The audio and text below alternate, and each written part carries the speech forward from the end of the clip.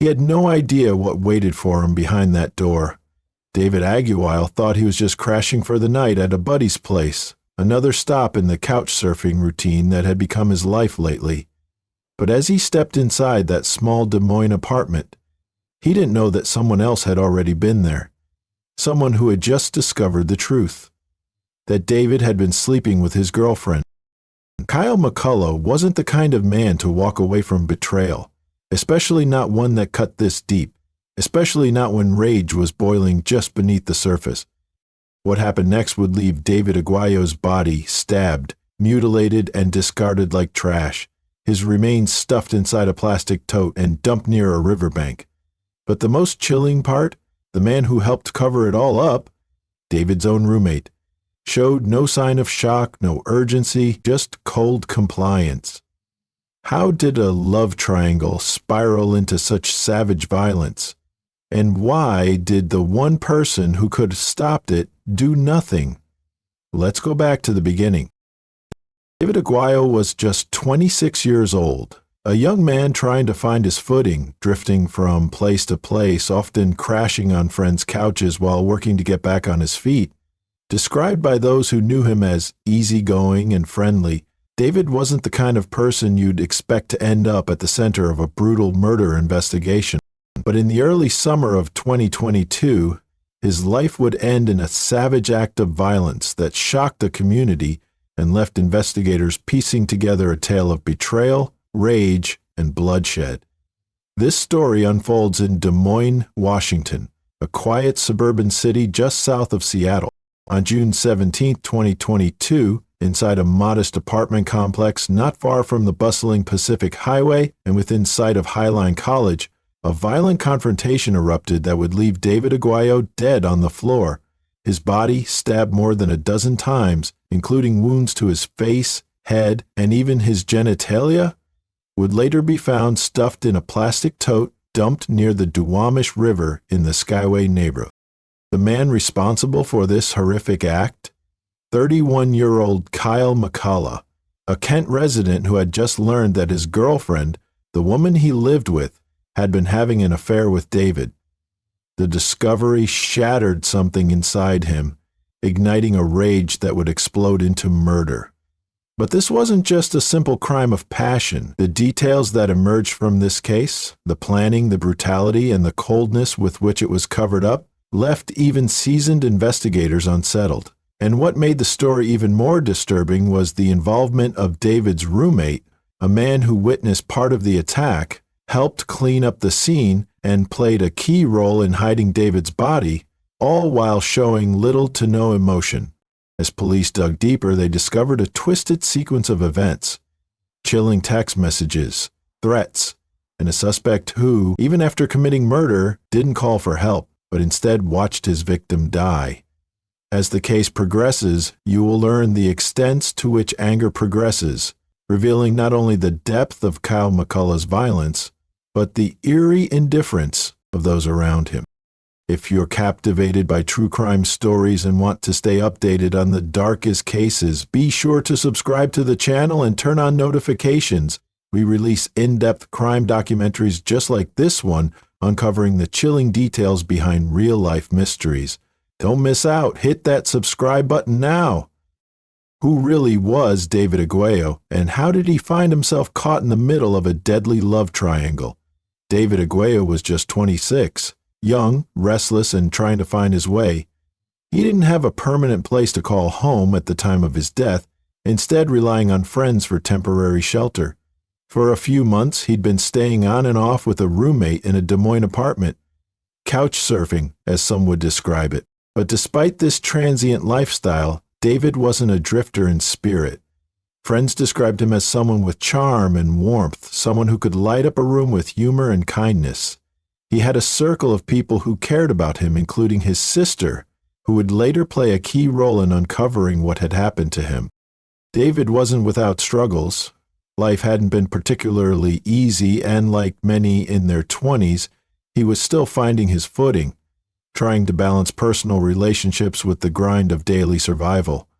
But whatever challenges he faced, no one imagined his life would end in such a brutal, senseless way. In the days leading up to the murder, there were no signs of the storm that was about to erupt. David was still staying at the Des Moines Station Apartments, a modest, unassuming complex just west of Pacific Highway. Nothing about the setting suggested danger, but within those walls, something toxic was brewing. Because David had crossed an invisible line, one that would cost him everything.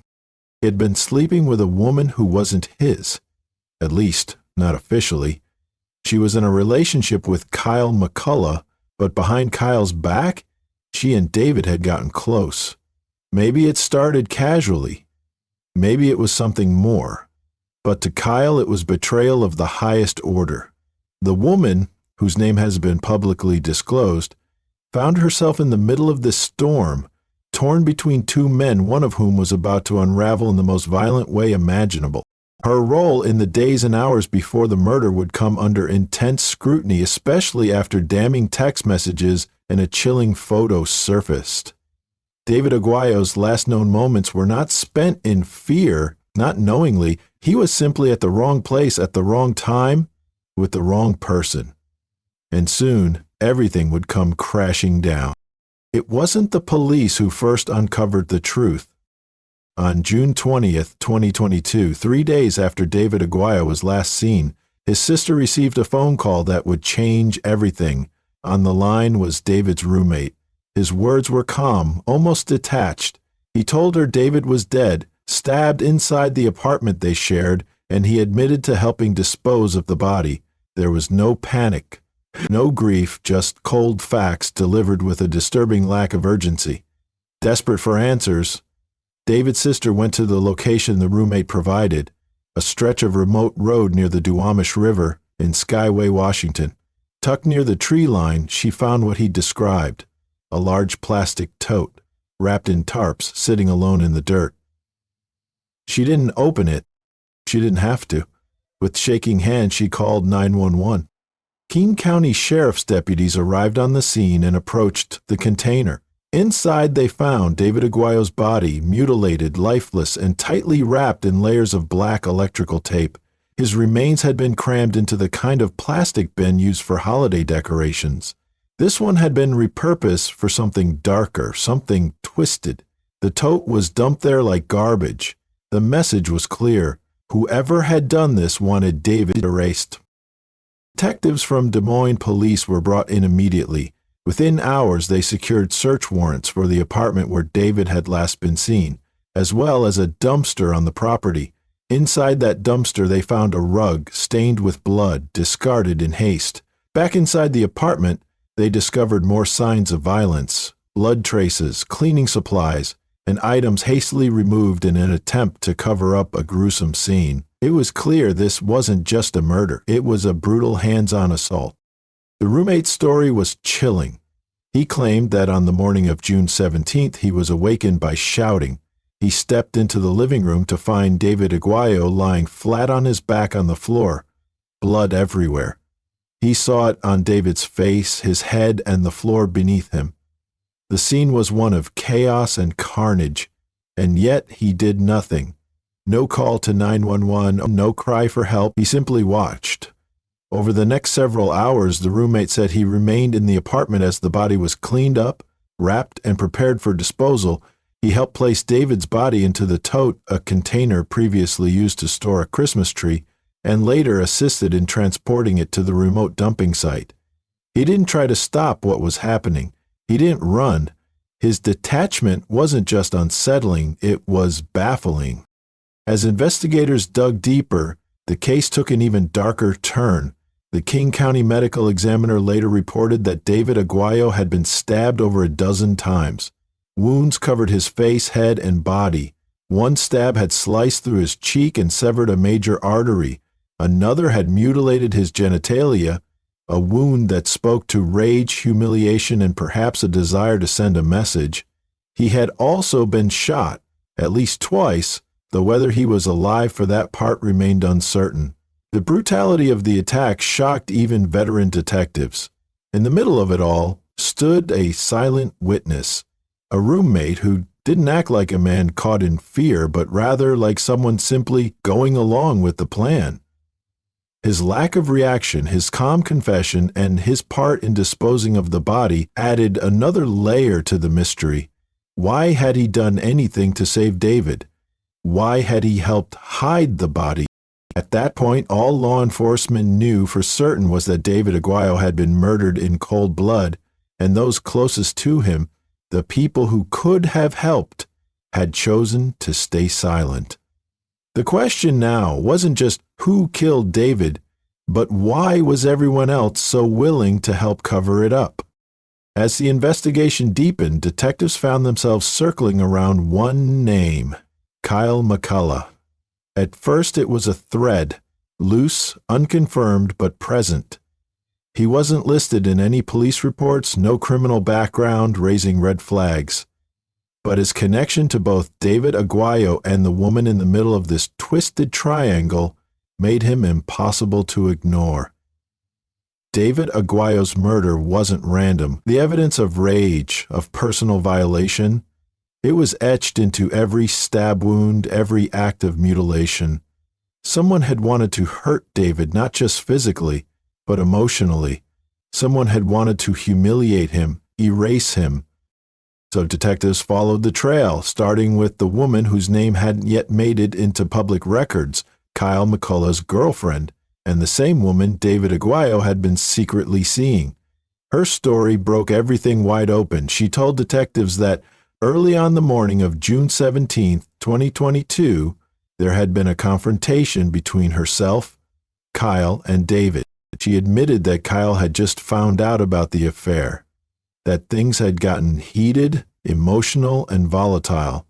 The confrontation was so intense that it didn't just end with raised voices, it ended with threats. And Kyle hadn't tried to hide it. She handed her phone over to detectives, and there they found a photograph Kyle had taken, one that would send chills down the spine of everyone working the case. In the photo, Davidaguayo and Kyle's girlfriend are lying together on the floor of the apartment. A casual scene on the surface, but taken completely out of context and through the eyes of a betrayed partner, it was damning. The timestamp of the photo placed it just before the murder. It wasn't just a picture, it was a trigger. What made it worse was the message Kyle sent with it. He forwarded the photo directly to David's phone with a single ominous line, "You lucky to be alive." That wasn't a threat made in passing. That was a warning, one David never got the chance to heed. Detectives now had motive, violent jealousy fueled by betrayal. But they needed more. What tied Kyle to the murder? What was the smoking gun?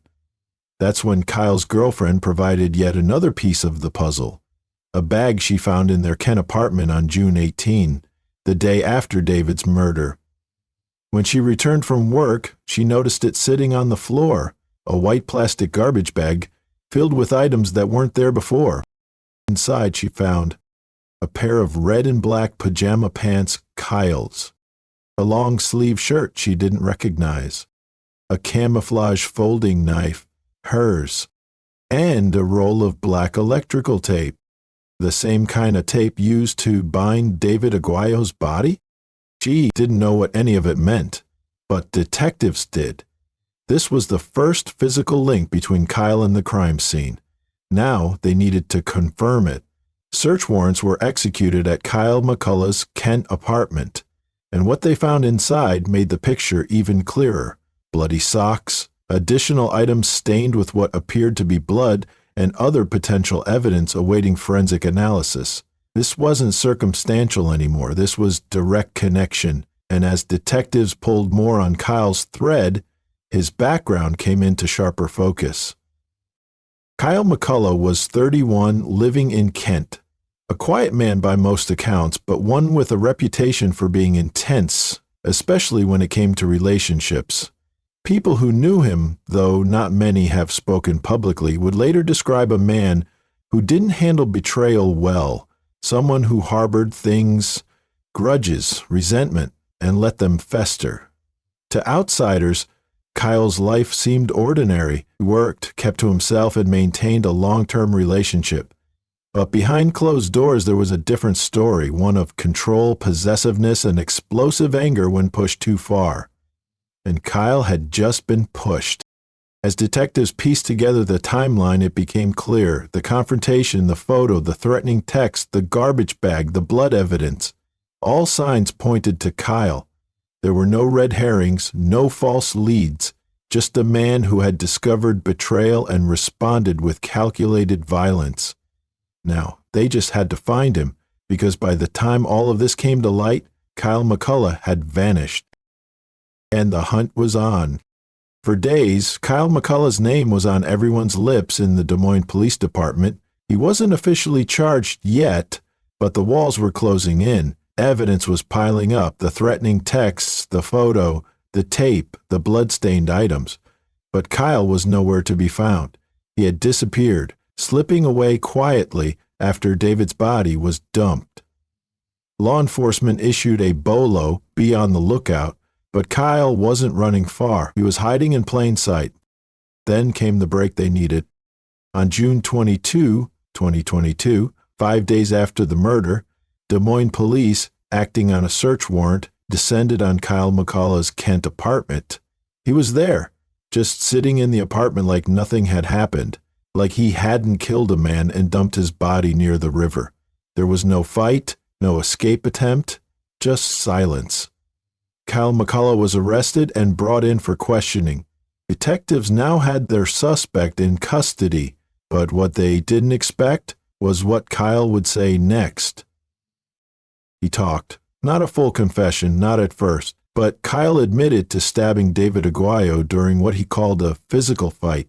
He didn't deny it. He claimed it had been self-defense, that David had attacked him and he had used his girlfriend's knife to fight back. Detectives listened. They didn't interrupt. They let him speak. Then they hit him with what they already knew, the dozen stab wounds. To the face, to the head, to the genitalia, the gunshot wounds, the electrical tape binding David's body, the attempt to clean the scene, the text message, "You lucky to be alive." How did self-defense explain watching David die without calling 911? How did it explain dumping the body in a plastic tote? How did it explain the threats Kyle had sent to his own girlfriend after the murder, warning her that she and her friends would be next? Kyle had no answers, none that made sense. But the most chilling moment came when detectives asked him about the body, about how David's lifeless form ended up near the river. Kyle denied moving the body, claimed David was still on the floor when he left the apartment, as if somehow it had moved itself. It was a blatant lie, one contradicted by the roommate, by the evidence, and by logic. But Kyle held on to it, unwilling to admit just how far he had gone. Still, detectives didn't need his full confession. They had everything else: forensic evidence, witness testimony, and Kyle's own words. The case had shifted. What started as suspicion was now a solid murder charge. Kyle McCullough was charged with second-degree murder, with a deadly weapon enhancement. The prosecution made their case, presenting all the evidence: forensic evidence, witness testimony, and Kyle's own words. The defense made their argument that it was indeed self-defense, as David had bruises on his knuckles showing evidence of a fight. After much deliberation, the jury came back with an 18-year sentence without the possibility of parole for Kyle. The man who thought he could bury the truth, along with Davidaguayo, was now facing the weight of justice, and for the first time since David's sister found that tote in the dirt, the truth was finally beginning to surface. Davidaguayo's story is more than just a case file. It's more than a love triangle turned deadly, more than a headline about betrayal and rage. It's a life lost violently, a family shattered, and a murder that in many ways never had to happen. He was 26 years old, trying to find his way in the world, leaning on friends for support, perhaps making mistakes, but never expecting those mistakes would cost him his life. Kyle McCullough's actions were savage, but what continues to haunt many is the silence of those around him. The roommate who watched it unfold and helped hide the body. The girlfriend who withheld what she knew until it was too late. How many chances were there to stop this? How many moments passed when someone could have picked up the phone, called for help, and saved a life? And now we ask, did justice truly prevail? Kyle McCullough will serve 18 years behind bars, but Davidaguayo will never get another chance. No more second chances, no more tomorrows. And for his family, no sentence will ever be enough to fill the void he left behind. This case didn't lead to new laws or national outrage. It won't become a Netflix documentary or a bestseller. But it's a reminder that violence doesn't happen in isolation. It builds in silence, thrives in secrecy, and leaves devastation in its wake. Davidaguayo didn't deserve to die, and maybe, just maybe, telling his story can help prevent the next one. Stay safe, stay aware, and never underestimate the power of your voice. And if you're fascinated by true crime, make sure you subscribe and hit the bell icon to never miss an upload.